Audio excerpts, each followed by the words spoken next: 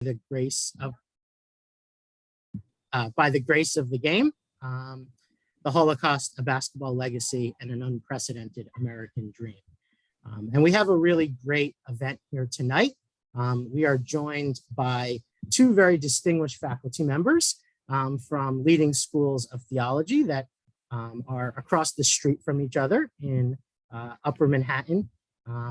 We are joined by Professor David Kraemer, who is the Joseph J. and Dora Abbell Librarian and Professor of Talmud and Rabbinics at Jewish Theological Seminary, and Professor Mary Boyes, who is the Skinner and McAlpin Professor of Practical Theology at Union Theological Seminary. And we have Dan Grunfeld, the author of the book, joining us this evening. And I'm David Gastwirth. I'm the Vice President of Online Education and Learning Innovation here at Union Theological Seminary. And I'm very excited for this event this evening for a few reasons, one of which is that Dan's book is a very, very, very important book in terms of the topics that it explores and the story that it tells and what that means for Jews in America, other types of immigrants coming to America, the importance of sport, and a whole range of other themes that we're going to be talking about this evening.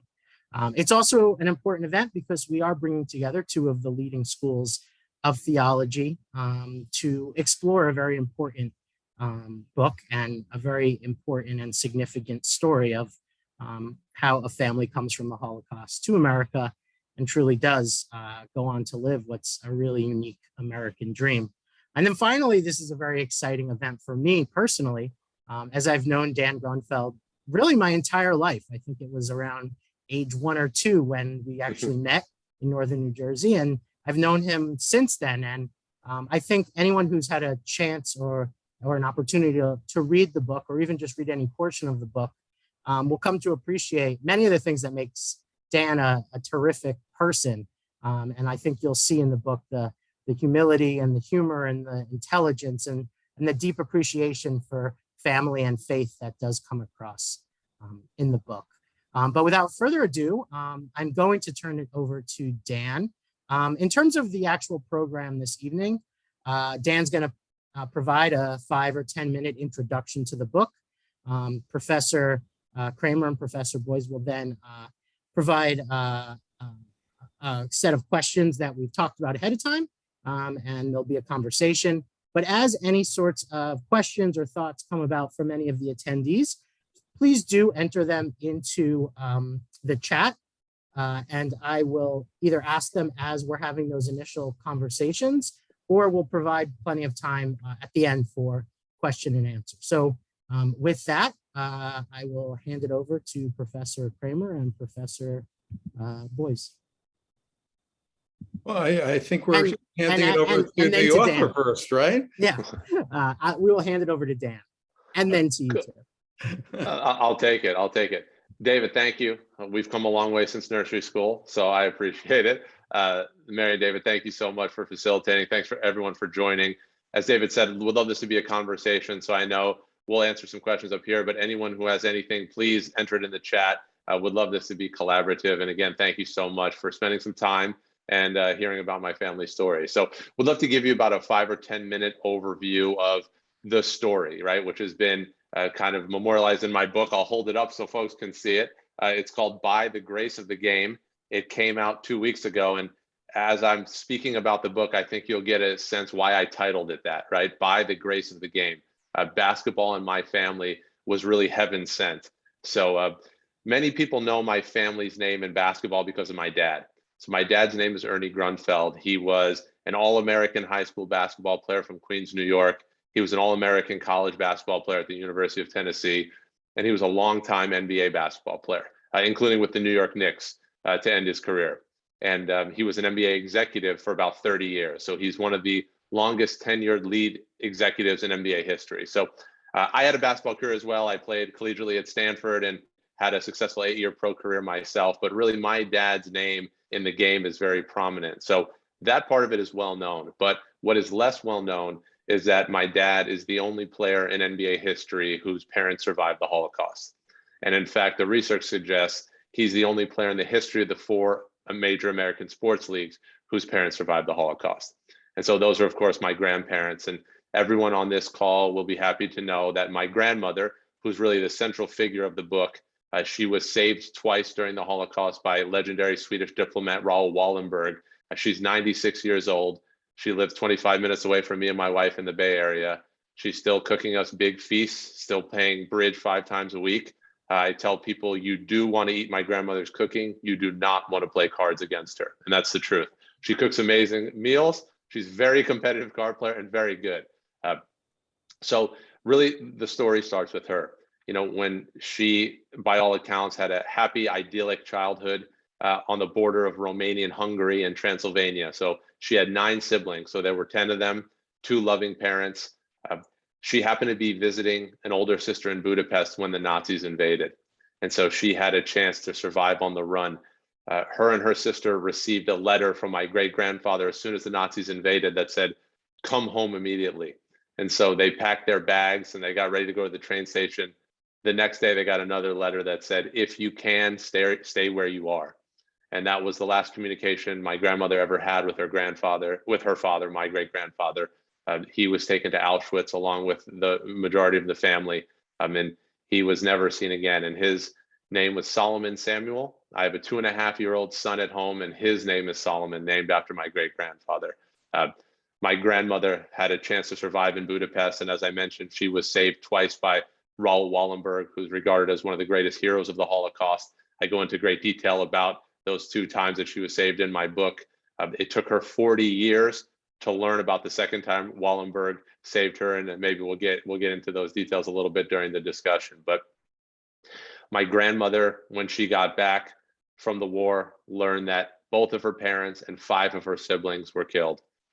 My grandfather, who passed away when I was young in 1986, I was 2 years old, he was in a forced labor camp during the war, and he lost everybody, parents, siblings, everyone. So when he got back, there was nothing left. And since the book is out now and it's doing well, and I'm making the rounds and talking to a lot of groups, people ask me, well, your grandparents are Holocaust survivors. Their son improbably became a basketball star.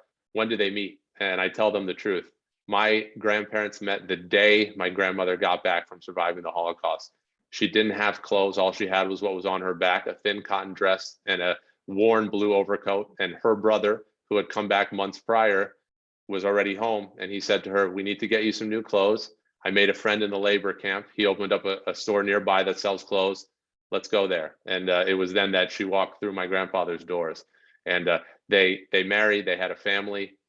They spent about a decade under communism in Romania with my dad. And so, the Holocaust, of course, unspeakable historical event, but living under communism for my family was also brutal. And my grandma still talks about it. It took them more than a decade to get visas to leave. They were bound for Israel at first, but at the last minute had a chance to come to the United States of America. And when my dad came to America in 1964, he was 9 years old. He didn't speak a word of English, and he had never touched a basketball. He had an older brother who was 8 years older than him. Their native language was Hungarian. And what he called my uncle in Hungarian translates to English as "my king." That just goes to show you how much my dad revered and looked up to his big brother. So my family was in America, after the Holocaust, after communism. They had a chance to build a new life.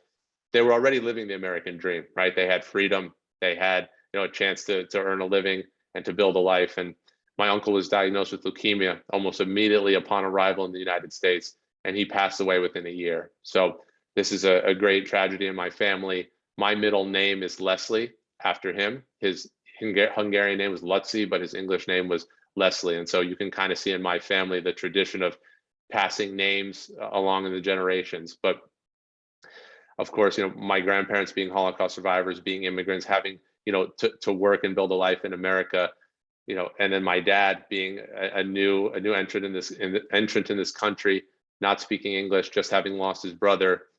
He needed an outlet. He needed to make friends. He needed to learn English, and he needed to heal. So he did what the other kids in New York City were doing. He went to the local playground and he played basketball. And I think we have someone on the call today who's familiar with the Austin Street Playground in Forest Hills, Queens. That's where my dad went. And he was pretty good at basketball, and then he was very good at basketball, and then he was very, very good at basketball. And we'll probably get into some of the details of exactly how his rise happened and how fast it was. But within roughly a decade of coming to America as this little boy who had lost his brother, who didn't speak English, who had never touched a basketball, he was standing on top of the Olympic podium as a gold medalist for the United States. That's why my book, again, is called By the Grace of the Game. You know, my basketball took my family away from very painful things and towards very remarkable and amazing things. And so my dad was, as I mentioned, All-American in high school. He was an All-American in college, you know, a college basketball legend. He was the 11th pick in the NBA draft, had a long and successful NBA career where he was a good player, but not a great player. He was a great college and high school player, but again, had this great career as an executive. But few people know this background. And I speak a lot in my book about privilege, and I'm privileged in many ways. One of them is that I have a generation of separation from this very hard history. And so while I can speak about it and I can gain inspiration from it, my dad doesn't have that luxury because he's so close to it. So it's not something he's spoken about much publicly, but he's certainly proud of me for memorializing the history in the book.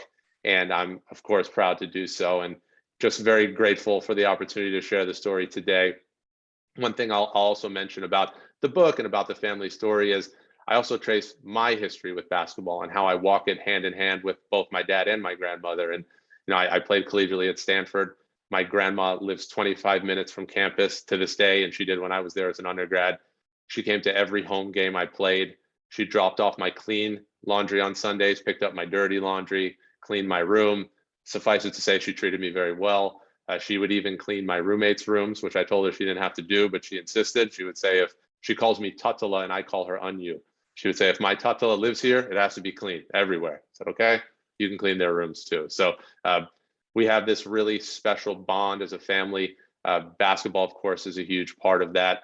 And this history, we all carry it as well. And so it's all reflected here in the book. That's a very high level overview. There's 300 pages of details that go into that story, but I hope at least I have encapsulated some of it. And David and Mary, we can now have a conversation about it.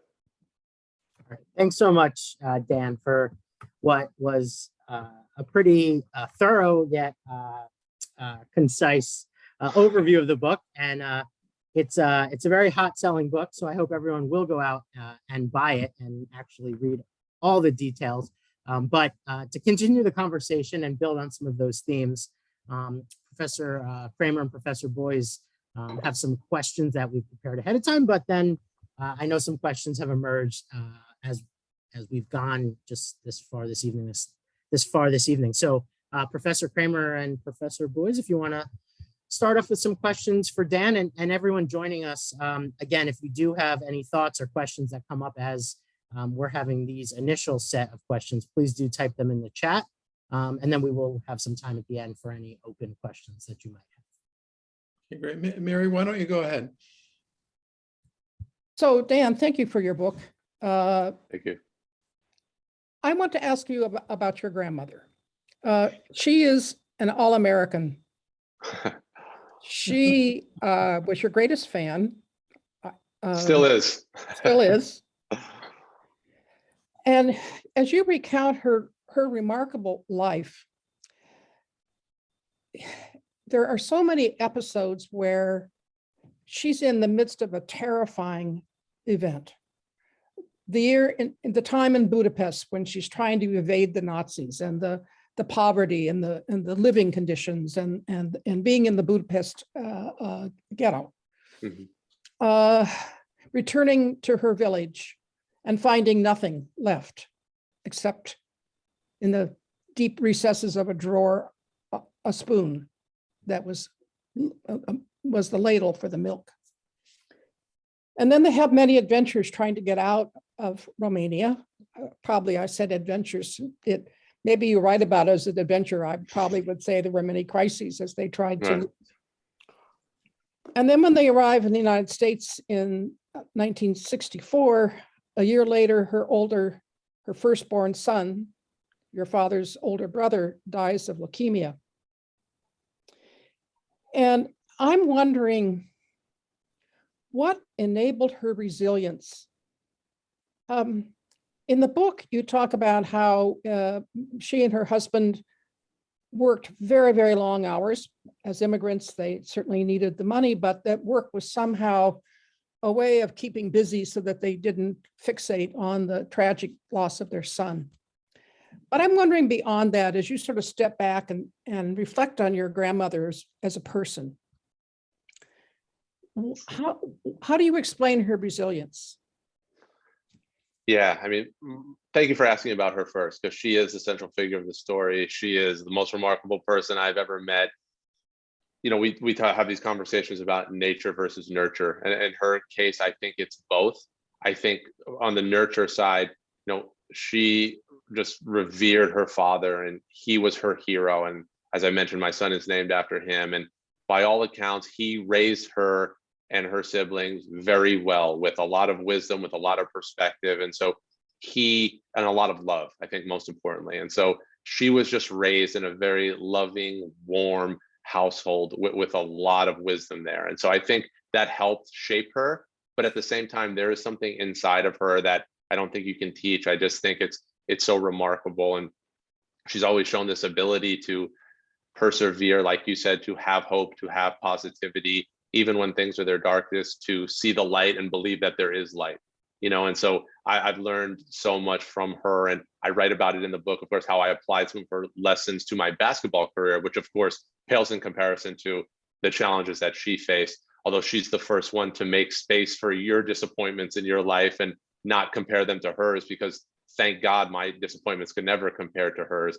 But yeah, I think to answer the question, you know, she was raised the right way, and she has something very special inside of her that keeps her focused on staying positive and persevering.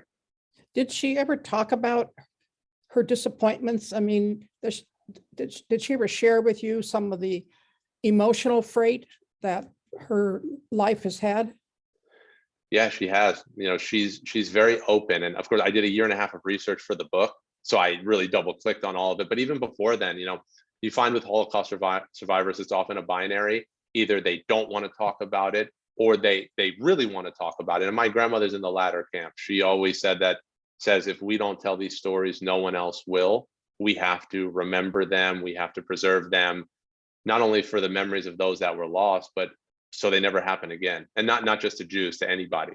You know, and my grandmother is very big on that, right? There was a point in time where we needed voices to stand up for us, and there weren't enough of them. So anytime and anywhere that people aren't treated fairly, you know, I was taught to stand up against that. And that really comes from my grandma. But she's talked about these things, you know, and she wants to talk about them. And yeah, she's been very honest with how she felt emotionally during some of these points in her life, particularly with my uncle's passing. And I'm a parent, a fairly new parent. And of course, writing the book, I've been very immersed in this story. And I always grew up understanding that despite her losing both parents and 5 siblings in the Holocaust, losing her son was the most emotionally fraught thing that ever happened in her life.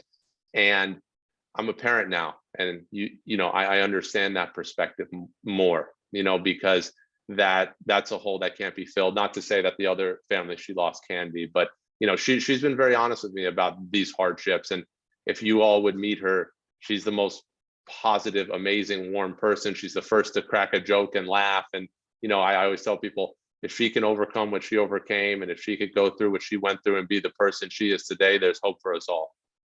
Thank you so much. David? Oh, thank you. Wow.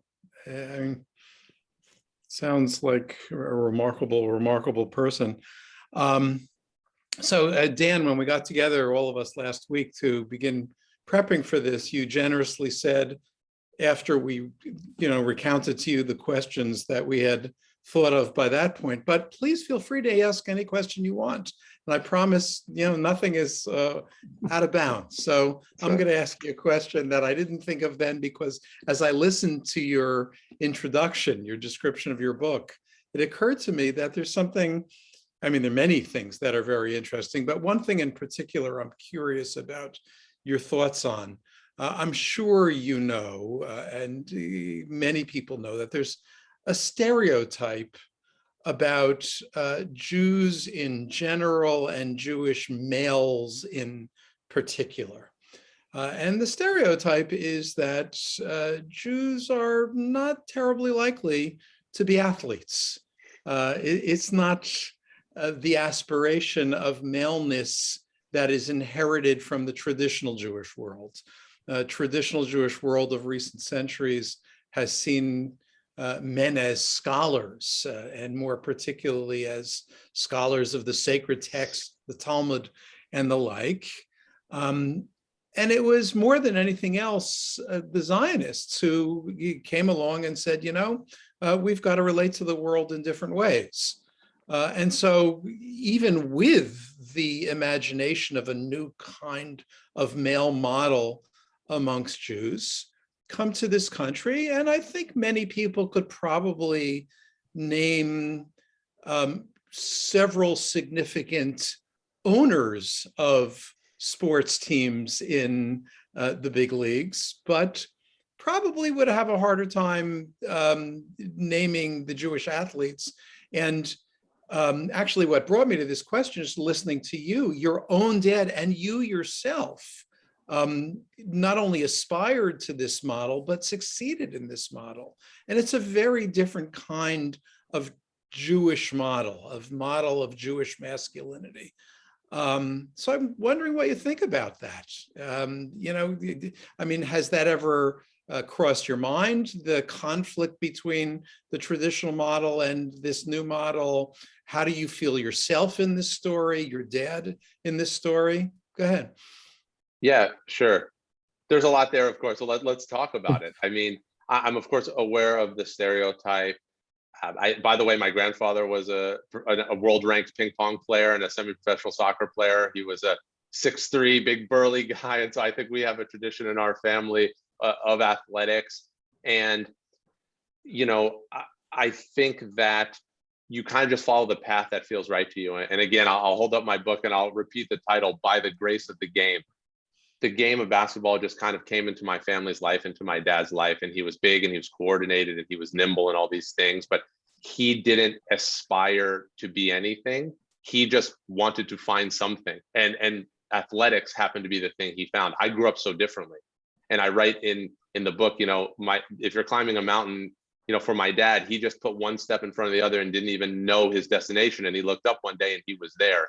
For me, from the time I was born, and you read the book, you know, I was literally born around the NBA basketball schedule, right? My dad had 2 road trips. And so my parents scheduled my C-section delivery so he could go on a road trip, be there for my birth, go on another road trip, be there for my bris, right? Which happens on the 8th day of life. So my eyes were fixed on the summit of that mountain from the time I was a little kid, which of course creates a lot of pressure and expectations and the like. But I've always been very proud to be a Jewish period, but a Jewish athlete. You know, my dad competed in the Maccabi Games in 1973, which is the Jewish Olympics, where Jewish athletes from all over the world congregate. I competed in 2009.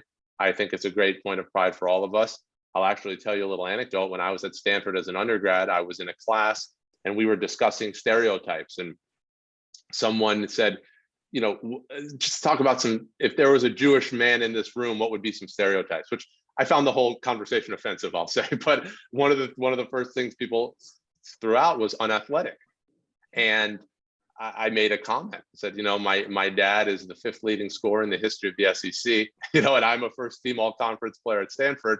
We're both Jewish. So I just, you know, want to call that out. And listen, I'm proud of certainly what we've achieved, and I'm aware of the stereotypes. And also, as you know, I write in my book a lot about the deep relationships between basketball and Judaism, because when Jews came to the United States in the 20s and 30s in the tenements of New York City, basketball, you know, was the game of choice. And so the first NBA game was played in 1946 between the New York Knicks and the Toronto Huskies, about a year after Auschwitz was liberated.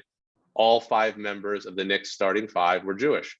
And the first basket in NBA history was scored by Ozzie Sheckman from Kew Gardens, Queens. You know, so there is this tradition, and I'm proud to kind of be part of, you know, this Jewish athletic heritage, which I think is alive and well. I'm struck by by your father's loneliness as a child, learning the language, being very tall and broad for his age. And then just going out and finding, well, this is where other kids are. They're playing basketball. And it strikes me that basketball is kind of an immigrant's game. You don't need a uniform. Mhm. You don't need much except the ball and a hoop. And the playgrounds gave us that. And so there's a poignancy as you describe your father becoming a more skilled player. I think one of the things that's particularly memorable is your father being bullied by Billy, who is older. And then when your father grows at least toward his 6'6" body, he gives Billy a beating. So there's a toughness that I think his life as an immigrant child had, I was going to say bred in him. That's too, had helped to foster in him. And Yeah. one of the things that also is poignant about your father is that his parents were so busy in their fabric store that they couldn't go watch his games. And it's so different today from soccer moms and dads and when kids have their parents at all the games. But finally, one of the coaches calls and says, "You must come. Your son is a star." And then after that, it's like you can't keep his parents away. So you have a real knack for telling these stories, these family stories that highlight the particularity of this Jewish immigrant family and the scars, the wounds that the Holocaust inflicted, and yet their determination to live in this country as free people, not just free from communism in this case, but free in an interior sense of following their own dream. Yeah, absolutely.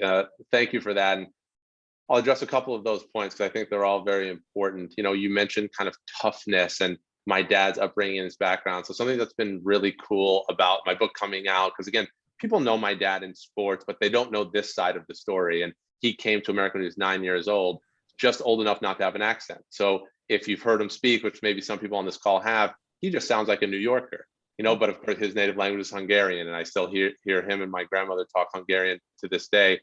What's actually interesting is that when my dad came to America, my grandparents wanted him to go to a yeshiva in the Bronx, which is what they knew. And he was denied admittance to the yeshiva because he couldn't speak English. And he was happy about that, by the way, because they had to go to school on Sundays, which he didn't want. So he went to PS 101 in Queens. But his first, and then he became this basketball legend, played for the Knicks. And his first job after he retired was to announce Knicks games on the radio. So it's really a full circle story where he was denied admittance to the yeshiva, and then fast forward, he's playing for the Knicks, and he's announcing these games on the radio. So very cool story, very cool trajectory. So many people have reached out to me because of the book and said, "Wow, we loved watching your dad play." And some people have so many memories. And I mentioned my dad, not as much in the NBA, but in college and high school, was a scoring machine. I mean, really, really a scoring machine. But that's not what people talk about. They say there's not a loose ball that he didn't dive on. There's not a play that he didn't give his heart. And I say to them, read the book. You'll see why. And it's true. When you kind of come from where he came from and see what he saw in his parents, coming to America, building a life, losing a son, sticking with it, the devotion and the commitment to my dad, that really fueled kind of his rise in basketball. And so, yeah, it's a very remarkable journey in that way. And, you mentioned about my grandparents not seeing my dad play until he was a junior in high school. And I write about this in the book, in great detail. And David could tell you this, when I was playing, my mom drove me to every game and practice as I was in second grade, and we all have that experience now in America where parents are very involved. And I know I was so fortunate for that. But again, my dad never had that luxury. And so they got that call that said, you should see this kid play. He's pretty good, and after they finally saw him and on the court that day, my grandfather used to always make my dad come work at the fabric store. He told him, "You never come to the store again. Just practice your basketball, work on your basketball. We'll take care of the rest." And so they had no concept of what the game could do. It wasn't, they were just trying to make it, and out of nowhere, the game came along, and the rest is history. And I can attest to that, growing up, I've known Dan and I've known his family for 37 years.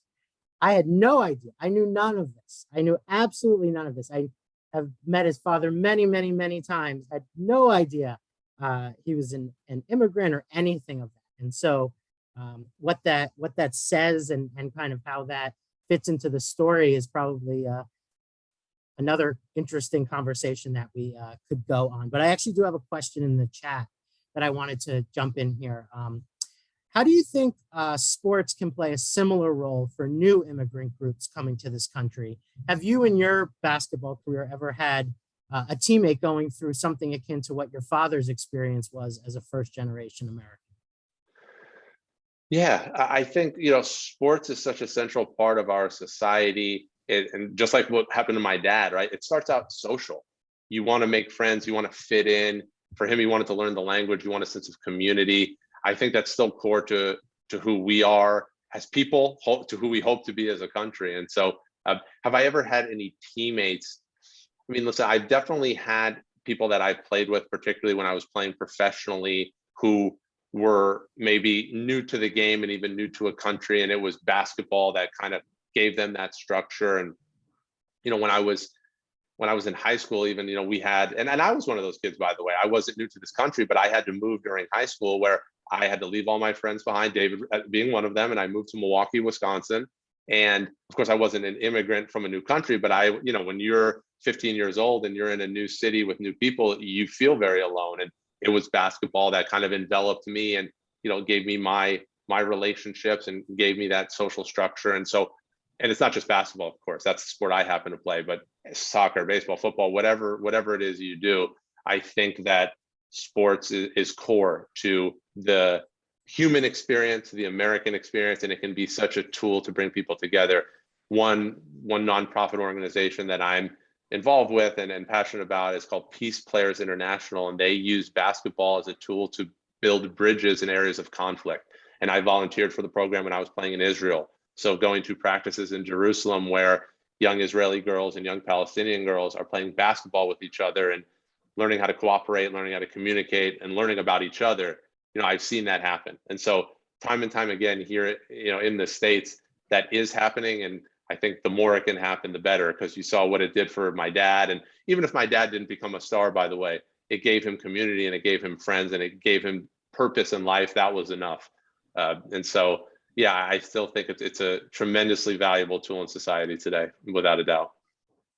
One more question that came in that builds on, I think one of the most interesting parts of your story is you played basketball in so many different types of places, and in places that in some ways emphasize that what's history is not necessarily the past, and that what's history doesn't necessarily not come up again and play an important role in your life today. And so you played basketball in Germany, you played basketball in Israel, you played basketball in the Midwest of America.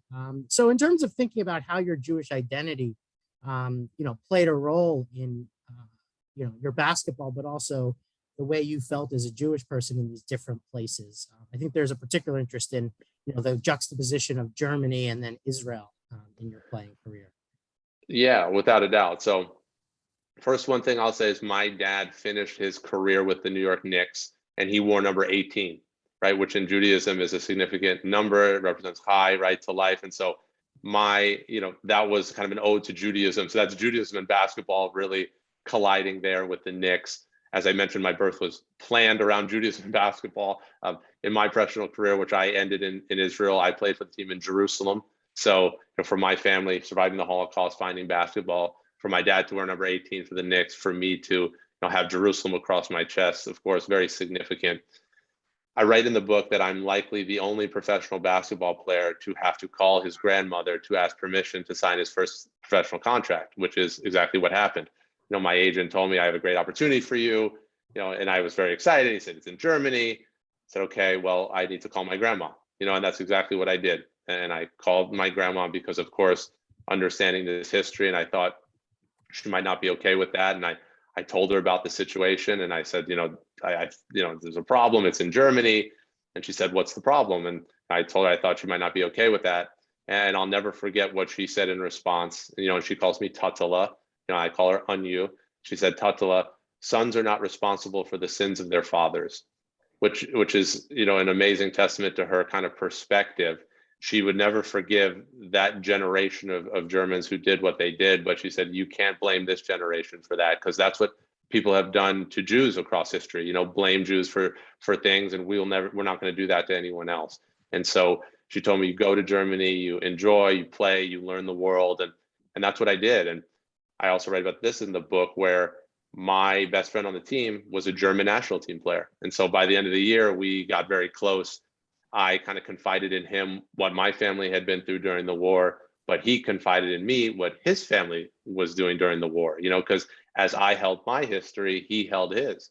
And that was in 2006 when Germany hosted the World Cup of Soccer. They won it, and they were in the streets waving the flag. And my teammate told me how scared that made him, because they were always discouraged, bordering on forbidden, to do that, right? Acts of nationalism in Germany were frowned upon, and there was so much kind of trauma for him around that, right? So in so many ways, my basketball career was a vehicle for this history, and Judaism is just intimately wrapped up in there. And again, finishing my career in Israel, where most of my family settled after the Holocaust, reconnecting with family, again, playing for Jerusalem, very, very special experiences.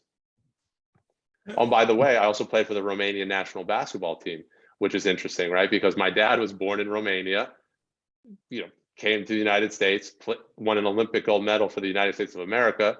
I was born outside of New York City, played for the Romanian national team. So in many ways, my dad's basketball career and mine kind of have these oddly intersecting paths. Yeah, Dan, your comment before in response to the first question from chat, talking about the importance of sports in general and basketball in particular as a place that brings people together to learn new languages, to make friends, to create groups, to provide a sense of commitment and purpose, even depending upon directions. I think that was very insightful and an important statement. It's not just refugees, it's not just immigrants. Of course, the same is true in cities for people who don't have a lot of resources, and the place they can play and get together is the court that's provided in the park. So it never would have occurred to me to ask this question, but since you said that, maybe you've got a perspective. I remember being out in the park during the height of the pandemic here in New York City. And to keep people apart, they closed playgrounds. And because of the attraction of the basketball courts, the Parks Department took down the nets. Mm-hmm. I'm sorry, I mean, not just the nets, they actually took down the hoops. Mm-hmm. And the deprivation that represented and the displacement, it just never occurred to me how extreme that act may have been. Do you have a thought about that? I mean, I'm really inviting you to offer a commentary on a part of the pandemic that most of us have probably not given a lot of thought to. Absolutely. So I'll say, in my family, we say about basketball, right? The ball itself, it has no idea what country you come from, doesn't know what language you speak, doesn't know what color your skin is, doesn't know what your gender is, doesn't know how much money you have, it doesn't care, right? And that's the power of the game of basketball, but it can be said about other games. But it's an interesting question you asked. So as it relates to the pandemic, of course, safety first, particularly like when, early on when things were less known. So I would never criticize any decisions that were made, but I will say that there is a cost to that, because that basketball, it's a real sense of community, and again, it's very, very clear in my book what this game did for my dad. It's a very extreme example of how that game can galvanize people and bring them together and create this shared purpose and this shared identity. That's a really powerful thing. And particularly in areas, as you mentioned, across, the United States, across the world, that maybe there aren't as many resources. All you need is a ball and a hoop, and you don't even need that. And I write that in the book. Sometimes you have a milk crate and you have, a water bottle. Basketball can take so many different forms. And so again, while I could never criticize decisions, I could just definitely comment that there's a cost to that, because there's a real sense of identity, camaraderie, and community that is formed on those basketball courts every day around America and around the world. And you see it very, very clearly with my dad and his experience, and that's still happening today, again, all across the globe. So building on that, we've gotten several questions about this. And well, first off, I want clarification. Was it the Bernie and Ernie show or the Ernie and Bernie show? Because I've seen it phrased in both ways in the chat so far. I'm glad you asked that. I will set the record straight. And for those who aren't aware, so my dad played at the University of Tennessee with Bernard King, who is a Black man from Brooklyn, New York. My dad is a white immigrant from Queens. They both went down to Knoxville, and they became superstars independently and collectively. And so they each averaged more than 25 points per game one year, which just, doesn't happen.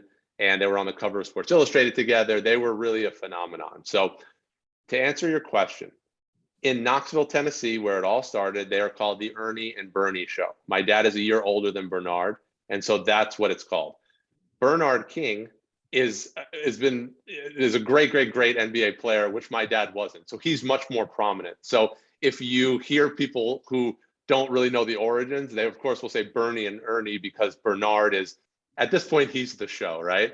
And I'll say a quick funny story. They were so great as colleges, and there are stories of NBA scouts going to watch them and saying, Bernard's really good, but Ernie's really good, and you can't go wrong with either at the NBA level. So as rookies, my dad averaged 6.5 points per game and a few rebounds, and Bernard King averaged 24 points per game and 9 rebounds. Okay, so there was a little bit of a separation at the pro level.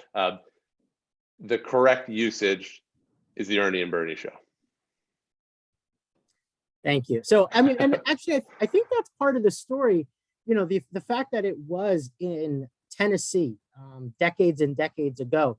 So the person who asked the question said that they, come from a family that grew up in Tennessee. And actually, Ernie Grunfeld was the first basketball player they'd ever heard of. And Ernie and Bernie was what they knew about basketball. And so, in thinking about not just the role that your father's success as an American Jew, but the success of the two of them in a place that might not necessarily have been thought of as the place where an African American from New York City and an immigrant Jew from New York City would go down. What type of impact do you think that could have, or have you heard played in the lives of people in other parts of the country? Yeah, I mean, so what those guys did in Tennessee, and whoever's on the call who saw this could probably attest, it was larger than life. It really was. What my dad did when he first got there was a sensation. Then when Bernard came and they teamed up, it was so big. And it's all part of this same narrative, where my dad and Bernard are from completely different backgrounds, even though they're from the same city. New York City is a big city, as you all well know, right? They're from very different backgrounds. One cool thing about this story, and by the way, they played together in the NBA as well. So when Bernard was a star player for the Knicks, my dad backed him up, and Bernard lived up the street from us in Franklin Lakes, New Jersey. So, their histories are so intertwined from these different backgrounds. And my dad and my mom were visiting me and my wife in the Bay Area about a month or two ago. And my dad stepped out. We were just kind of hanging out, and he was gone for about a half hour, and he came back in, and we said, "Dad, where'd you go?" And he said, "Oh, Bernard called."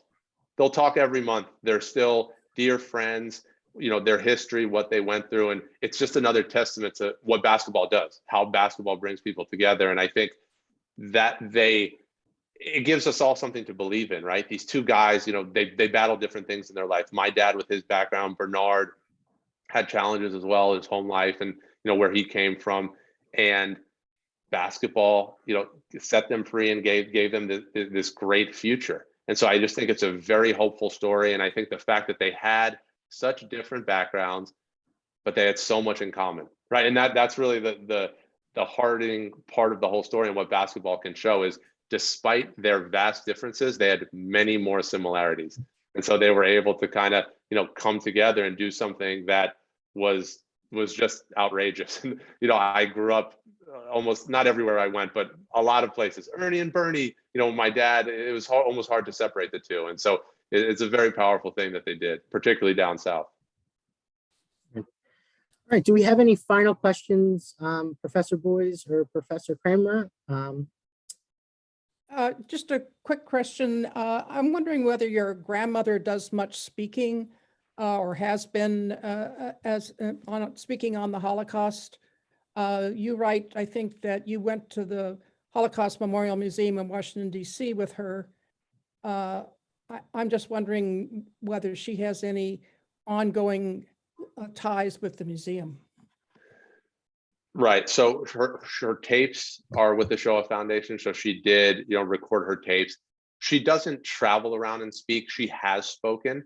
She did a speech a few years ago, which I attended about Raoul Wallenberg, which was kind of in conversation, because they were honoring Wallenberg at a high school in the Bay Area, and Wallenberg had saved her life twice. Actually, that trip to the Holocaust Museum that I write about, I didn't write about this in the book. I wanted to, but it just didn't quite fit. There was a tour guide there taking a tour around, and they walked by the exhibit of Wallenberg, and the tour guide kind of made a comment of, "This is Raoul Wallenberg. I'm not exactly sure what," he didn't quite know. Oh. And I interjected. I don't even know what came over me, but I said, "Excuse me, Raoul Wallenberg saved my grandmother. I'm sure she'd be happy to talk to the group." And she talked to them for about 20 minutes about Wallenberg and what he did for her. I hope you'll get a copy of my book and read it and learn about Wallenberg and what he did. He's a true hero, and he has always in my family been that symbol of real heroism. So my grandmother spoke to that group. Tears, hugs, the whole thing was happening when she did that. But regarding the Holocaust Museum, my grandma, me, and my dad recently did an event. We were interviewed by Wolf Blitzer through the Holocaust Museum, and so I'd urge everyone on the call, that will be kind of rolled out in January. So we do have close relationships with them. They've been amazingly supportive. That event will be a big national event, and again, you've read the book, so you know how I write about our time together in the museum. But if there are folks on this call who haven't been, I couldn't. It's hard to say I couldn't recommend it highly enough, but I just say go. I don't think it's possible to visit the museum for a morning and walk out of the doors the same way that you walked in. I think something changes forever for the better, a perspective and an understanding. And so I always tell people, if you're in DC, go visit the museum. I second that. I just want to give you a final fill in the blank before we take general questions, I assume, David. So Dan, I'll put you on the spot. If the Holocaust represents the problem of evil, what does basketball represent? Beauty.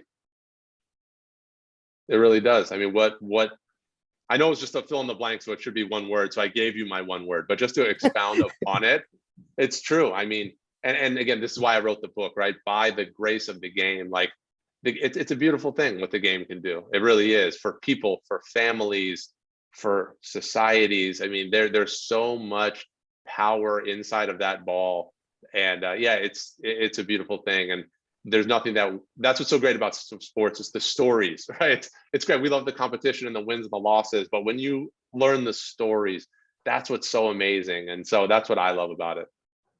Beautiful. Thank you. Thanks. Great. Well, we now have around 10 minutes. So if anyone has any questions or thoughts or comments, you can type them in the chat and we will get to as many as we can.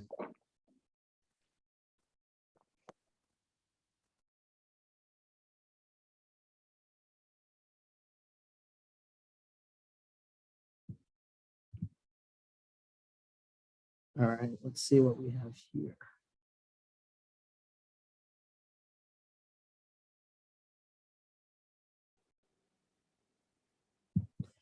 All right, so as you've been speaking with various types of groups, Dan, what has been the most common question that has come up? I think the most common question would be, what do I want people to take from the book? And maybe that's because it's a good closing question, and all good things come to an end, right? So every kind of presentation closes, but I'll answer it. I think we have 8 more minutes, so this is not the ending question. this isn't the closing question, but this is just the question that's most common. I always tell people that there's darkness in this story, but there's a lot more light, and it's ultimately a hopeful, happy, inspirational story. And I know over the course of my life, I've gained a great deal of inspiration and hope from this story. It's definitely motivated me and given me the space to, dream big and to go after what I believe in and what I want. Seeing people who are so close to me overcome such huge things and do it with grace and positivity has just been, again, such an inspiration for me. And so when you talk about the Holocaust and communism and things like that, those are heavier themes. But as you all know, because you read the book, there's a lot of levity, there's a lot of laughter, there's a lot of love. And so ultimately it's a positive, hopeful story. So we have a question that actually was one of the first questions I had when I saw the title of your book. So the term grace is very much a theological term, but not necessarily one that I've heard a lot about within the Jewish tradition, or at least one I didn't encounter a whole lot. And so in this, being that this event is one that's jointly held between Jewish Theological and Union Theological, which is a seminary committed to interfaith and interreligious engagement, but also has a strong Protestant tradition. What do you see as the meaning of grace, and how did you come to use that term in your book? I'm curious to know where the origin of that title, and in particular the use of the term grace, came from. The title, I think, is perfect for the story, and I wanted something kind of holy and spiritual in a sense, because that's what the game has been, and so I toyed with a lot of different titles, but that concept of grace and a higher power and something divine and something pure and positive, I thought related to the story. I will say that I had the same observation after. It was my wife, who I must give credit to, who came up with the title at first. I said, wow, I really, really like that. But I had the same remark where I said, grace doesn't strike me as a particularly Jewish word, right? And I like that because it doesn't, there are very strong Jewish themes in the book, but I think that it kind of transcends a religion and just speaks to more the universe, right? And serendipity and the way kind of the planets align at times. And so ultimately I wouldn't call it a concern. I had the same observation and I talked to some people about it, but I was so over the moon with the title. I thought in very few words, it said a lot. And I think that I think we landed on the perfect title for the book. Professor Kraemer, Professor Boyes, any thoughts on that? Did you have any initial reactions or questions about that?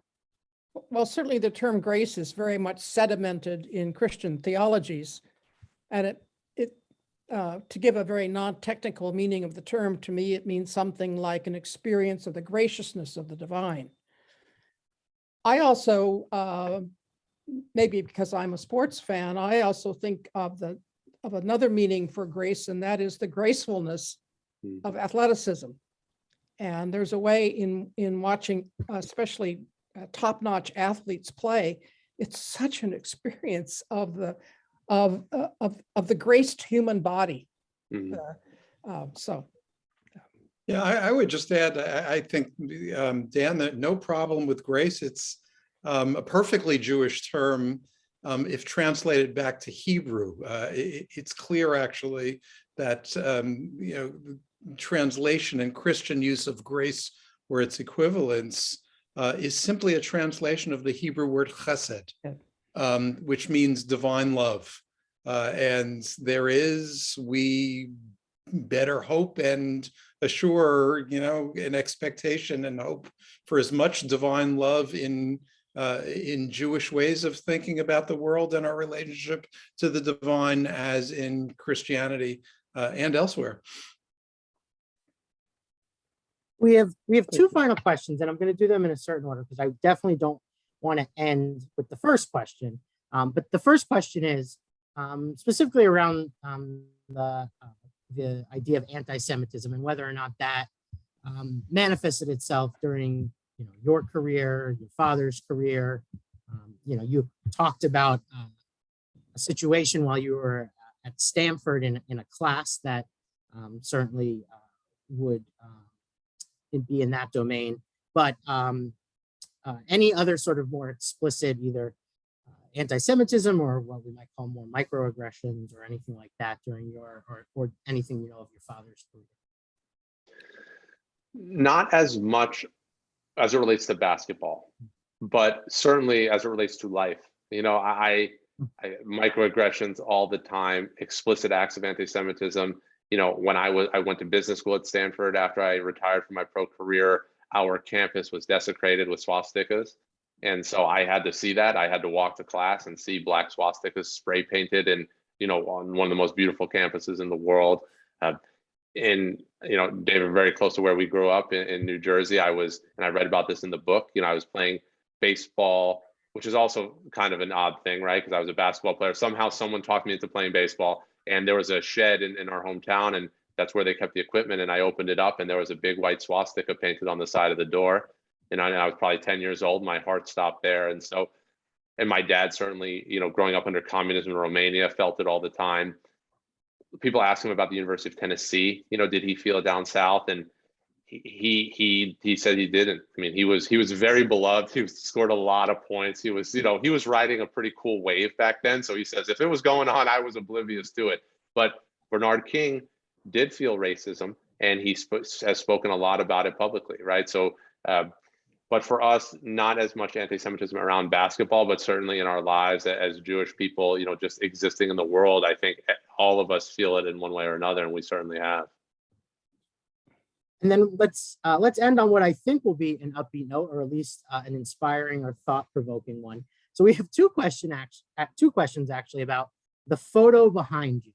And I think everyone can agree you're a thoughtful person, and what you do is with careful attention to detail. And so is there a particular meaning about that photo behind you? It is not a basketball court. It is nothing significant from first glance to the book or any sort of themes, but maybe you could make a connection if it's there, or just make one up.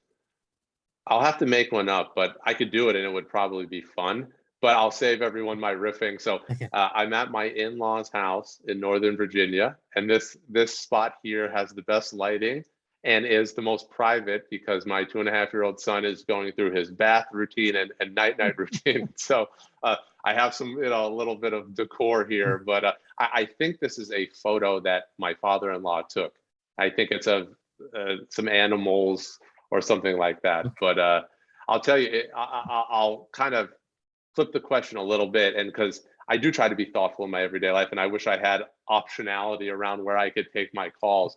If I did, what I would have behind me is a panoramic picture that hangs in my hallway to this day in the Bay Area of the opening ceremonies of the 1976 Olympics, where my dad was a gold medalist, because it hung in my grandmother's apartment for 35 years, and she gifted it to me and my wife, and it hangs in my apartment. So if I could pick and choose, if I could thoughtfully have a picture there, it would be the opening ceremonies from 76. As it is today, it's this random picture, but I think it looks good. And if anyone was wondering, 50 free throws in the bathtub is the minimum requirement for Dan's child before bedtime. We just want to be goal oriented. That's all. All right. Well, on that note, I think we're going to have to call it an evening. Thank you so much for joining us, Dan and Professor Kraemer and Professor Boyes, and everyone who joined us from home. Please do go out and buy the book wherever you can. If an independent bookstore is selling it, great. Please buy it there. If not, Amazon. Dan, if you want to do a final wave of the book. There she go. is. Yeah, I think it's been selling well, which is great. So Amazon is probably your best bet, but I'd be so grateful for you all to engage with the story, and you'll get to know my grandmother most importantly, which is a real privilege. All right. Well, thank you, everyone, and have a good evening. Thanks to you all. Bye-bye. Good night.